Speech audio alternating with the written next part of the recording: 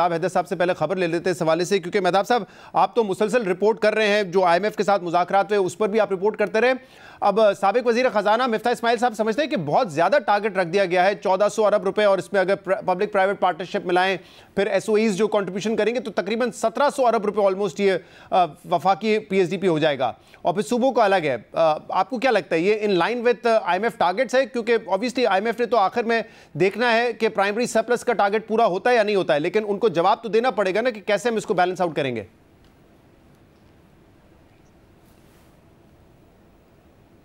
मेहताब हैदर साहब, आवाज आ रही है आपको? मेहताब साहब, आवाज आ रही है आपको?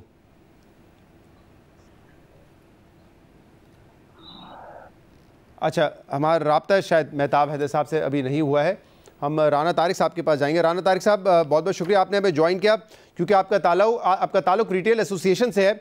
अब ये ऐसा एक सेक्टर रहा है जो कि पिछले कुछ अरसे से तनकीद की जद में है, क्योंकि आप लोगों का कंट्रीब्यूशन टू GDP में तो है, बट ये तनकीद होती रही है कि किसी किस्म का भी टैक्स लगाएं, चाहे फिक्स टैक्स लगाएं, चाहे आपकी इनकम पर टैक्स लगाने की बात करें, लेकिन ये रिटेल सेक्टर कभी मानता नहीं है और हमेशा ये कहते हैं कि हमारा इनपुट लिया जाए। जब इनपुट लेते हैं तब भी आप लोगों की तरफ से रेजिस्टेंस आती है। तो क्या अब इस बजट में आप होता हुआ देख रहे हैं, और क्या आप लोगों का इनपुट था हुकूमत को? तो मैं आपको ये क्लियर कर दूं कि मैं रिप्रेजेंट कर रहा हूं उन रिटेलर्स को जो इंटीग्रेटेड है, तो हम टैक्स कंप्लायंस में ऑलरेडी एग्जिस्ट करते हैं। ठीक है। और दूसरी बात जो आपने की कि रिटेलर टैक्स नहीं देता, इसकी रीजन बड़ी सिंपल है कि इस परसेप्शन के पीछे जो नंबर्स हैं वो ये हैं कि 92% तक के रिटेलर टैक्स में या तो एग्जिस्ट नहीं करते या पार्शियली एग्जिस्ट करते हैं। इस सिचुएशन में टैक्स कंट्रीब्यूशन बहुत कम है। मैं समझता हूं कि रिटेल एक ऐसा सेगमेंट है जिसको सिस्टम में लाके टैक्स कलेक्शन को बढ़ाया जा सकता है। हम इस सिस्टम में रिटेलर को लाने की फेवर इसलिए भी करते हैं, जो बिजनेसेस इस टैक्स नेटवर्क का हिस्सा हैं उनके ऊपर टैक्स कंप्लायंस बहुत ज्यादा है, उनके ऊपर टैक्स बर्डन बहुत ज्यादा है। तो मैं ये समझता हूं कि इस चीज को करने के लिए जरूरी है कि हम सपोर्ट करें टैक्स कंप्लायंस की।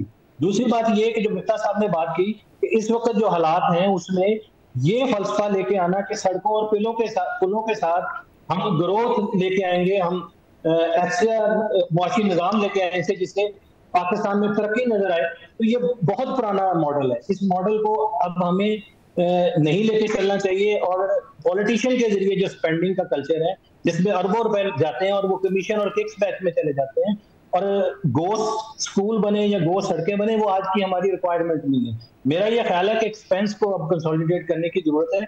45% टैक्स ग्रोथ शायद पॉसिबल नहीं है। 45% टैक्स ग्रोथ इसका मतलब ये है कि जो एग्जिस्टिंग टैक्स पेयर है उसके ऊपर आप बर्डन बढ़ाएंगे। मैं एक और चीज ऐड कर दूं, अभी जो स्कीम इंट्रोड्यूस हुई है, जो ताजर दोस्त स्कीम है, आई पर्सनली फील कि ये एक फेलियर स्कीम है और ये उन्हीं स्कीमों की तरह फेल हो जाएगी जो इस माजी में इससे पहले आएंगी।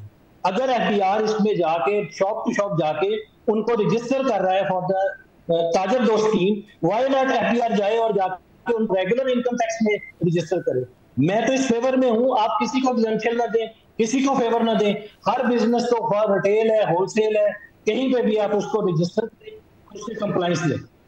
सही। मैं आपकी तरफ वापस आता हूं, मुझे ज़रा इस पर तफसील से बात करनी है, लेकिन क्योंकि मेहताब हैदर साहब से हमारा राब्ता इस वक्त कायम हो चुका है। मेहताब साहब, ज़रा बताइएगा, क्योंकि अभी बात हो रही थी, आज जो NEC ने अप्रूव किया है डेवलपमेंट बजट का टारगेट 1400 अरब रुपए का वफाक का, और फिर इसमें पब्लिक प्राइवेट पार्टनरशिप के भी 100 अरब रुपए हैं, SOEs का कंट्रीब्यूशन भी है।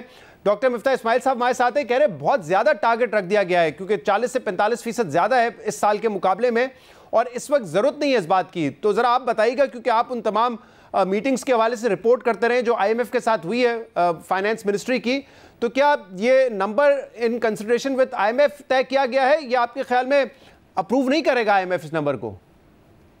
जी, बिस्मिल्लाहिर्रहमानिर्रहीम। देखिए, बुनियादी तौर पर ये एक प्रोजेक्शन है जो हमारी ख्वाहिश है और NEC की ख्वाहिश है कि इतने पैसे यूटिलाइज हों।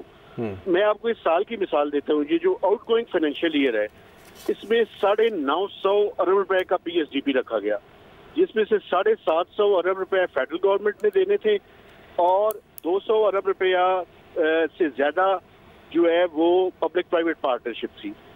जो मई तक के फिगर्स हैं वो ये बता रहे हैं कि कोई 400 अरब रुपए से कम की यूटिलाइजेशन हुई है। अच्छा, तो मुझे ये खदशा है कि ये जितनी हमने इतना बड़ा टारगेट जो है वो रख दिया है, ये रिलीजेस नहीं होंगी और उस हद तक यूटिलाइजेशन नहीं होगी, लेकिन IMF को इस पे कंसर्न होगा।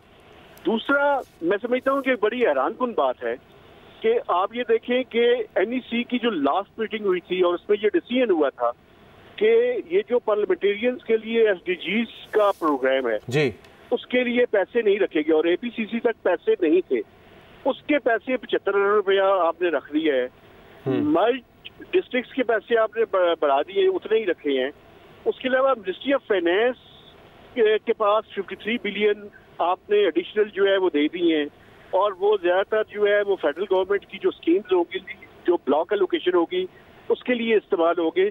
लेकिन इससे भी ज्यादा मैं समझता हूँ कि आप ये देखें कि जो रिलीजेस होंगी वो अगले माली साल के दौरान शायद इतनी ज्यादा ना हो। एक तो IMF का भी प्रोग्राम उसमें प्रॉब्लम होगा और दूसरा रेवेन्यू साइड को भी देखते हुए जो मिनिस्ट्री ऑफ फाइनेंस है वो रिलीजेस करेगी। तो ये एक विश लिस्ट है। अब विश लिस्ट पे किस हद तक अमल होता है ये तो आइंदा माली साल के दौरान ही पता चलेगा, और लेकिन IMF का ये कंसर्न डेफिनेटली होगा। लेकिन ऑब्वियसली ये डिपेंड करता है यूटिलाइजेशन पर। शायद एक सियासी स्लोगन के तौर पे इसको इस्तेमाल किया जाए कि इतना बड़ा PSDP बजट है, लेकिन एक्चुअल यूटिलाइजेशन कितनी होगी उस पर हमें देखना पड़ेगा। मेहताब साहब, टैक्स रेवेन्यू जो फेडरल ब्यूरो का टैक्स रेवेन्यू टारगेट है वो क्या नंबर सामने आ रहा है? क्योंकि पहले बात हो रही थी 12,900 अरब रुपए, लेकिन अब शायद टोटल जो रेवेन्यू है which includes non tax revenue as well, उसका फिगर शायद 13,000 अरब रुपए। एग्जैक्ट क्या है इस वक्त आपके पास खबर? देखिए 12.9 ट्रिलियन का टारगेट FBR का होगा।